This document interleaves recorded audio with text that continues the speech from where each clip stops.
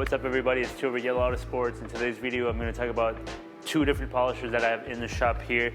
If you're doing paint correction, you're buffing cars, you're either getting into it and you don't have all the buffers yet, you don't need them all. However, there is one that I would recommend having, and it's going to be either one of these two, because these are your small polishers and they'll allow you to get into small crevices. If you're doing a sports car or a supercar, you're definitely going to have smaller areas. So let's go over these two and I'll talk about what I like and dislike about each one of them.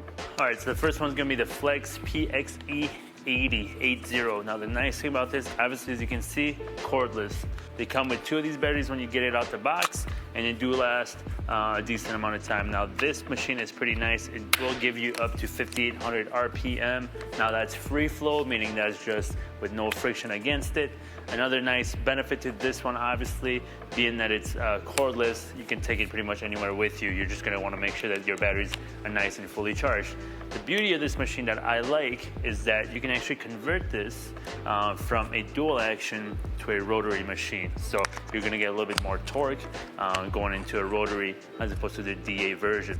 Now, when you're using this in a DA version, if there's one thing about it that I'm not a huge fan of, is even though it does have 5,800 RPM, it does seem to lack a little bit of drive sometimes and a little bit of torque. There are certain times when I would like to have a little bit more friction, a little bit more torque, so I can get a little bit deeper cut. So unfortunately, this thing, in my opinion, lacks a little bit sometimes. However, if you are a person that uses this and you find no issue with it, please let me know, because I have heard people who actually really love this one as opposed to the next one that I'll show you.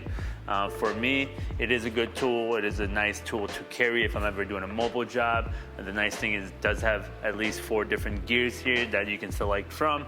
And as you can see, nice, easy, mobile. It's light, it fits in your hands nicely.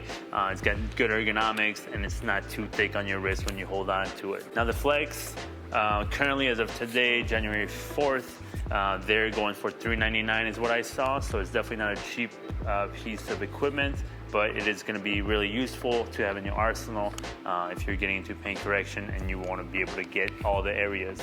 So now let's talk about the Rupes LHR 75. Now this is another unit just like the other one, where you can put a 3-inch back pad on there.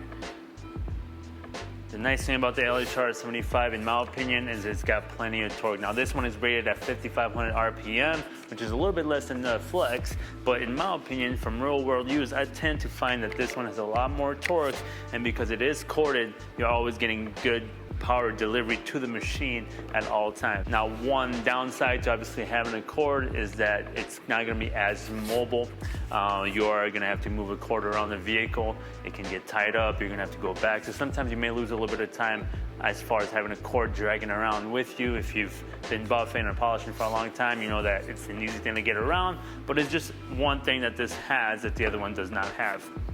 Now, the Mini Bigfoot is also a heavier machine, and the ergonomics, although are very good, it's definitely heavier and thicker in your wrist, but plenty of drive, and it's a great tool to have. Now this one, as of today, I saw it go for $289, so it's a little bit cheaper than the Flex, but it's definitely a great tool to have in your arsenal. Now when comparing the two, if I had to choose one, I think that both are applicable. I think I would probably choose the Flex. The only reason I would choose the Flex is because it's mobile and you can take it with you more places without having a battery source. Now, wherever you go, you're probably gonna need a battery source for your bigger tools anyway, but I love that it's got that mobile application to it. I also think that the ergonomics, when you look at the two, is just a little bit friendlier in your hand. Maybe I just have small hands, but it just has better ergos in this one, in my opinion. Regardless, whether you go with this one or this one, if you're a detailer and you're doing paint correction, I definitely think that you're gonna want at least one of these in your arsenal, as they're gonna get you by when you have small areas to paint correct. So that's all I got for you guys. I hope that you learned something out of this video. If you got opinions about either one, or if there's another one out there that you're using that you think is even better than these, if you've compared them, please let me know. I'm always here to learn. I'm always trying to teach you guys, but at the same time learn, so I can be a better detailer alongside with you guys. So that's all I got for you guys. Take care till the next one.